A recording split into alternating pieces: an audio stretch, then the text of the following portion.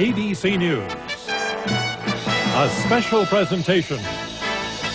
The best of Nightline with Ted Koppel. And from the very first night, the executive producer, Bill Lord, and I were trying to put people on the same program who, under normal circumstances, would never talk to each other. In talking to Mrs. Moorfield, I said, look, you have a chance to speak to this Iranian official on behalf of all of the hostages. Take advantage of that. Why are we not being allowed to hear from the hostages? Why are we not corresponding with them? Why are there so few phone calls coming out? Why isn't there mail coming out of that embassy in Tehran?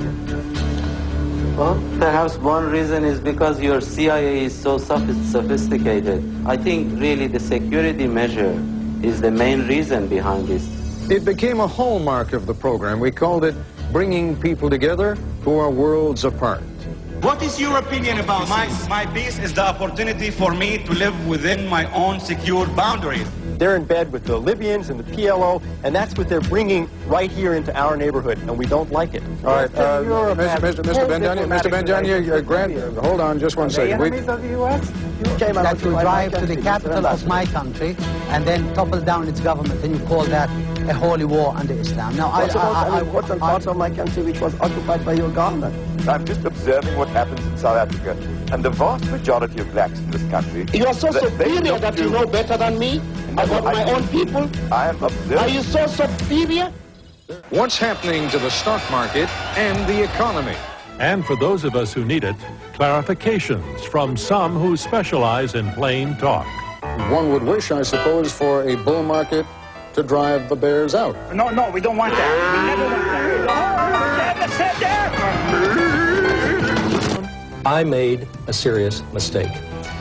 I should not have been in the company of any woman, not my wife. All of us have combinations of liberal and conservative about us, Ted. I'm not Governor, labeled. forgive me, that's been your answer now for 3 months. Yeah, but... Yes, things went wrong, and I've admitted it, and Dan, I'll take all the credit, all the blame for that. Dan's the other fella. They live in South Africa, ma'am. Where do you live, sir? Do you want to know? I live in Santon. Oh, good. I live just around the corner from you, ma'am. Oh, my word, I must move.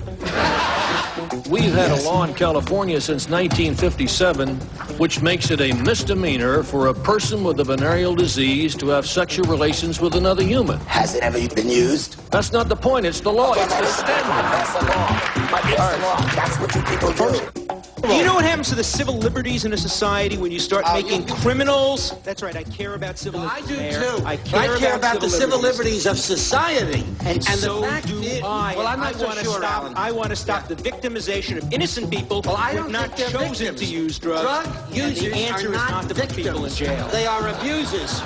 I'm the addict, not him. I brought him into this world suffering. It's not the outside. It's the inside that needs help. Reporting from South Africa, Ted Koppel. Tonight, we have only one guest, Nelson Mandela. To spend 27 years at the prime of your life is a tragedy. And I regret, those years that I have wasted in prison. In November of 1982, the Soviet leader Leonid Brezhnev died, and we had an unprecedented collection of guests. 2 former secretaries of state and 3 former presidents of the United States, all on the same program. As a communist, believe me, he was as tough and ruthless and frankly able as anyone I've ever met. My real belief is that from the bottom of his heart, he wanted to avoid any kind of war or conflict that would directly affect the Soviet people. He could be a very, very tough, very staunch negotiator on behalf of the Soviet Union. Tonight, Jim and Tammy Faye Baker join us to tell their side of the story in their first live television interview since leaving the PTL ministry. Nice to see you. Miss Baker, one more time, and then I'm going to drop it. You're saying that Jerry Falwell is lying when he accuses you of having had sex with Jessica, and when he says that there have been homosexual incidents dating back from 1956 to the present. I admitted that I've had 15 to 20 minute relationship with Jessica Hahn. Yeah, but you heard the one he described today. That's the one. That's the one with 3 men involved, with a prostrate Jessica Hahn, who is not even able apparently to defend herself against the advances of the third man, who is anonymous.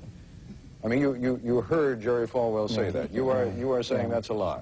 Yeah, the story just seems to get bigger and bigger, and I'm just sorry about it. And I've looked into the homosexual charges, and I would again say, if anyone has these charges against me, I want them to come forward publicly with this proof. I've been married to this man for 26 years, and I can tell you one thing: he's not homosexual, or is he bisexual. He's a wonderful, loving husband. They also said you were kind of like a shopping machine. I mean, you would go out and... I do like to shop. I'm probably well known for my shopping.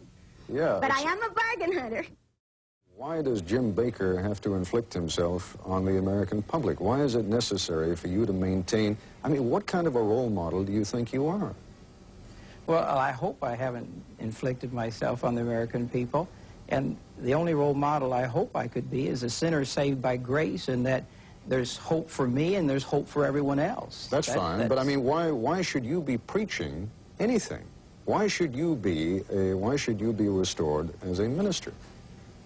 Are you asking that as a prejudgment that you don't think I should be? I'm asking that with certainly a healthy dose of cynicism. I'm saying here is a man who certainly mismanaged funds. There is no money missing at PTL. This was a hoax perpetrated by Jerry Falwell.